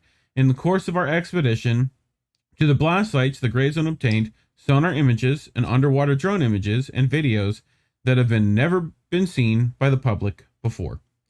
Swedish and Danish maritime authorities were notified about the expedition as a precautionary measure. The organizer of the expedition filed an application with the Swedish Defense Authority for permission to publish the expedition's never before seen high-res sonar images. So here's the path of the Baltic Explorer, right? And the red symbols indicate the Nord Stream blast sites, right? So this is where they went. They went all this way. Okay, this is important because if you start gridding in between here, right? You know, for sonar. But that's the sonar they went with, right? Okay. So the boot was spotted approximately 5 meters from the small leak site in the Nord Stream 2 pipeline in the Swedish 5 meters from the leak. Okay. Swedish exclusive economic zone. It was a few minutes before 7 on May 24th when our expedition's underwater drone caught sight of it. It is unknown for how long the boot had been exposed on the seafloor as seen in Figure 2. Anderson, the organizer of the expedition, believed it is possible the boot was previously covered by sediment or mud which may have been moved by underwater currents or the blasts. Otherwise, it is unclear how investigators could have missed it. Right? Fine. So here it is. You know, we saw that a bit. Looks like it's been there for a while. I mean, I'll give it a shot, but yeah, I mean, you gotta understand, salt water is pretty unforgiving on color and paint, and you know, you'd be bleaching some stuff. Right. So, also, if it was covered in sediment, that would have preserved it a bit. You know what I mean? Mhm. So, but the boot closely resembles the Thor Diver Overboot, produced by Northern Diver, a British company whose products are produced in China. Okay? Pay attention to that bit. Okay? So, it's produced by Northern Diver, British company whose products are produced in China. This looks like a Thor Overboot. Neil Tordoff, the military and commercial sales director of Northern Diver, so they contacted Northern Diver, right? Stated after viewing a photo of the boot sent by the Grayzone, he said, I can't be 100% sure, right? He's like, it looks like one. Tordoff said Northern Diver no longer manufactures this boot due to disruptions in production brought on by the COVID-19 pandemic. So that pandemic has actually halted the manufacture of these boots. Right? So if it's the Thor Overboot, this was used and is still used in the oil and gas industry. It's part of a dry diving suit that would normally be used in contaminated water to keep the diver safe. Okay. You were saying? So if it was this boot, it would have to have been purchased pre-COVID. Right. If it was a Thor Overboot. Right. Yep. The owner of the boot may have been a diver who lost it while planting the bombs. Alternatively, the boot may belong to a diver ordered back to the crime scene to retrieve the unexploded charge meant for the intact line of Nord Stream 2, a theory proposed by Seymour Hersh. Or perhaps it belonged to a commercial diver. But here's Gunner Mate First Class Shannon Hall, right? Look at those boots he's got. I mean, I feel like that's a pretty good match. I don't know about you, Care Bear. Sure. So here it is. Look, they're looking in the exact same training exercise, right? So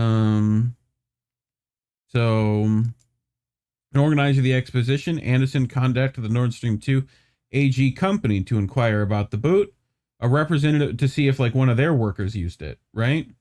A representative of the company confirmed the presence of the object. I had a long conversation with NS2 AG on May 30th. Anderson explained, they clearly deny that there has ever been any diving for construction or pipe maintenance in the area. They've never been there. The crew who work on that pipe, they're like, yeah, we don't go there. That's not a place we go. That's like reinforced concrete. We don't got to go there. You know? So Anderson was also told by NS2 AG that the company had discovered the boot in February and reported it to the Swedish investigators. So they were the ones who were like, hey, there's a boot here. It's not our boot. We don't go here. Like, y'all want to like, look at this? Jesus Christ, Grayzone. Like, y'all been sitting on this one for a minute. Look at that, Care Bear side by side. I mean, it's like, you got like, I mean, it's pretty close other than like this. That part, yeah. Yeah, but I think that's an outer thing. I think that's like, almost like tape. Right. You know? Like, which you would probably do to keep it tight anyway. It's like to tie down your laces. Right. You know?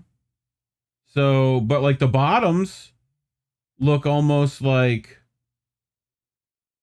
identical. So, but the HMS Belos, a submarine rescue and diving vessel of the Swedish Navy, scoured the leak sites in October 22 for more than 8 hours. On 2 separate days, in early and then late October, the ship sat stationary over the location where the boot was spotted. Okay? Why have the Swedish investigators neglected to collect the boot or even mention it in any of their public statements. That they sat over it. They're like, that's an interesting boot. We shouldn't talk about it. And like move on. Why have the Swedish investigators neglected to... Oh, Jesus Christ.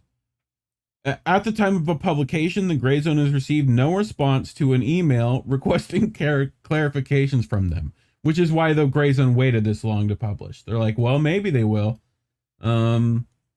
A source in contact with the Grayzone spoke with a Belos diver who denied that the boot had been worn by any of their divers. So they say that wasn't our boot. Like, the diver reportedly said it is possible that its wearer might have not noticed its absence. Yeah, because it's an overboot. Really? It's an overboot. Like, if it gets stuck in the mud and you're just swimming or like walking, you know what I mean? You're like climbing the line, you might not notice it come off. No, I don't buy that at all. Honestly, you notice dude, it's that. Dark, it's cold.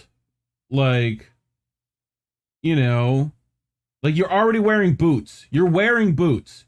This is an overboot, right? But like, it's like for like not getting you contaminated. It's like hazmat boot. But I get that, but I'm sure you would notice. Kind of. But like if I go, it's not like you're going in complete. First of all, they're not going that deep to where it's like dark. Yes, but Collin, it's 200 feet down.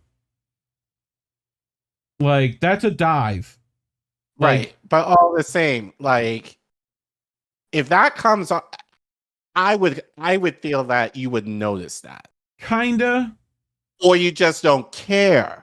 Right, that too. You might be trying to skedaddle and being like, fuck it, I can't get my boot out. You know what I mean? Like, I'd rather, you know, like it's an overboot anyway. You have a boot, but like, I also, you could definitely, that could come off.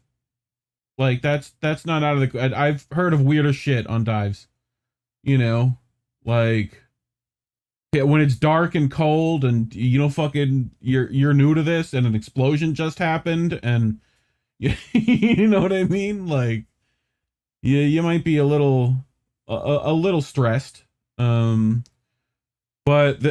those people, so a Bullis diver involved in the Swedish investigation and NS2AG representatives maintained they played no role in the boot's appearance. Like, we didn't put that boot there. Like, that wasn't us. So it leads to the question, who done it, Care Bear? Who bombed that Nord Stream?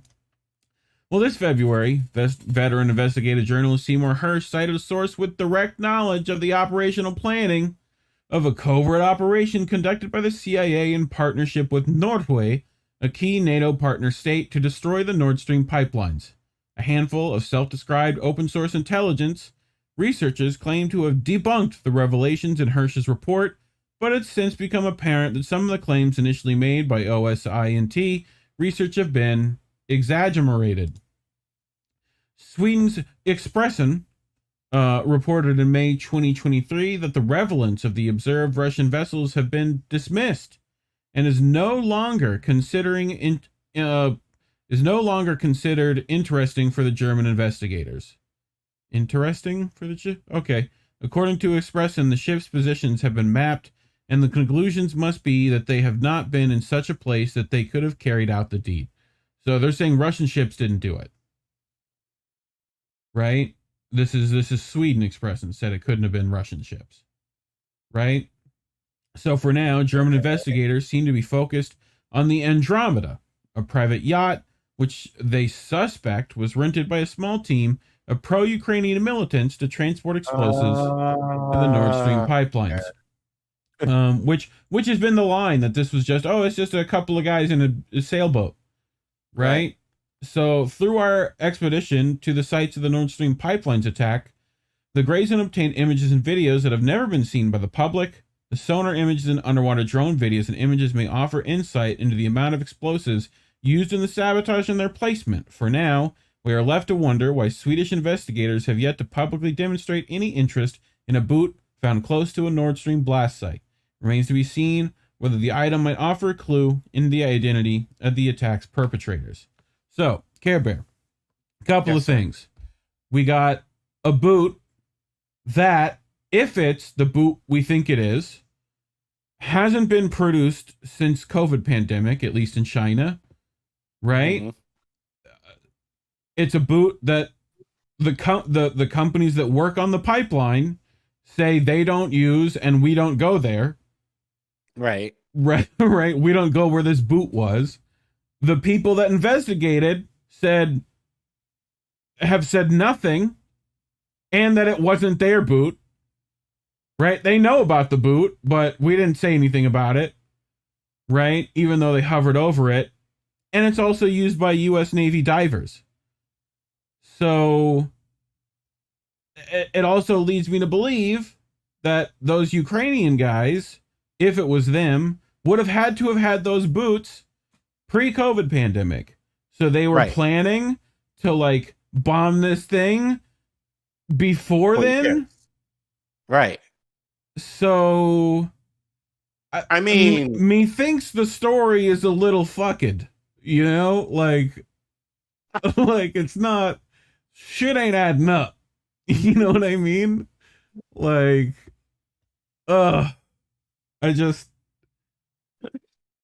like both the story that some random Ukrainian guys did it, but also that like the Russians did it as well. I feel like this is, people better be asking what fucking boot that is. People better be finding out, is all I'm saying. Like, I mean, in a way, I can kind of see why this wasn't talked about much, if at all. Yeah, in the space, I could see why, because this just seems so ridiculous. Yep, and almost kind of like a throwaway story. Like, but I think in light of, you know, now that, as Rishi said in the previous stream, that now it's admitted, you know, our role regarding the Nord Stream pipeline.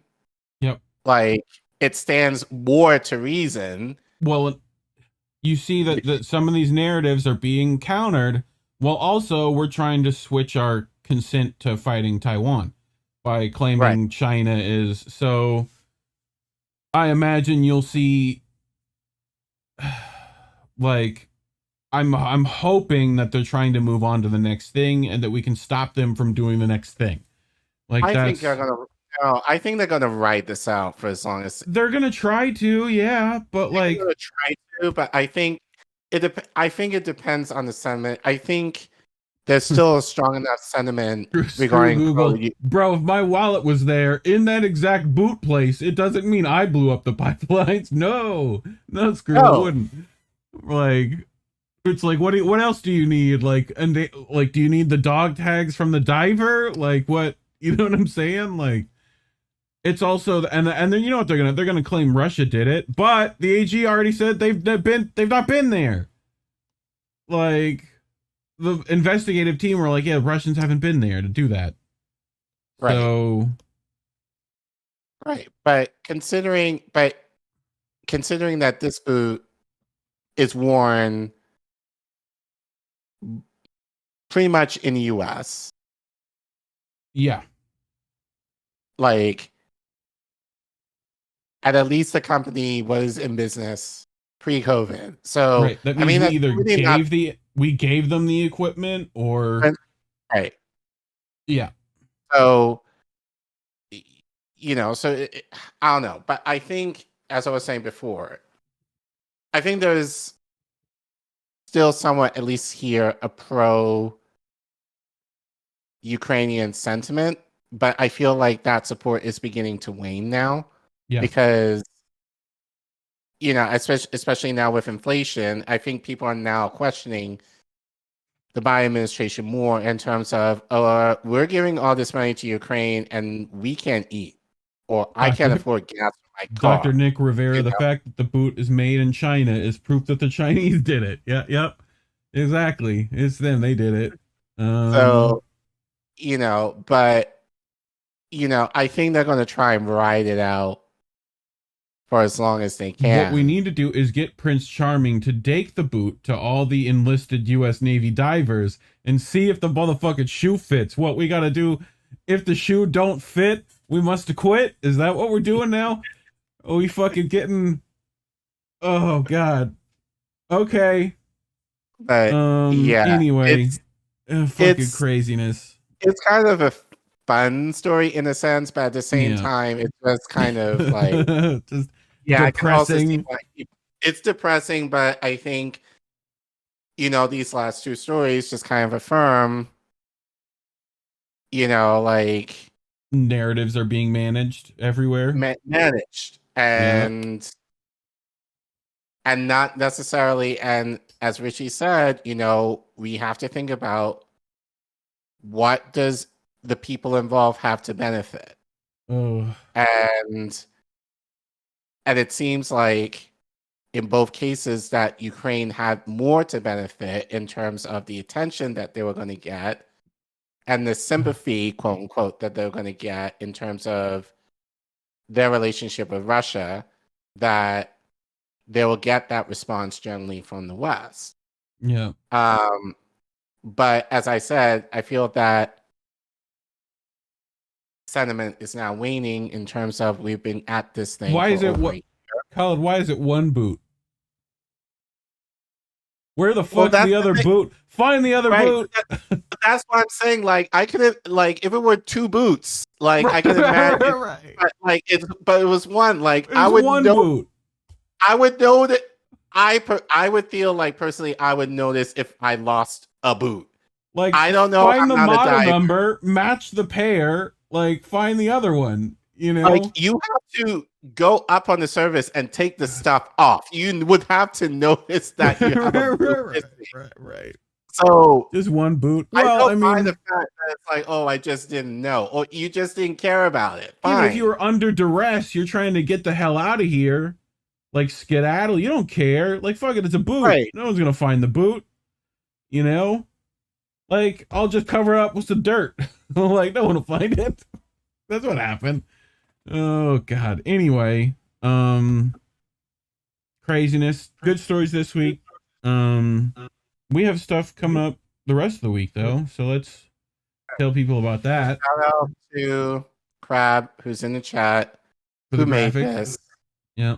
So as we said earlier, I think at the beginning of the stream, right now we have something going on INN pretty much most days of the week.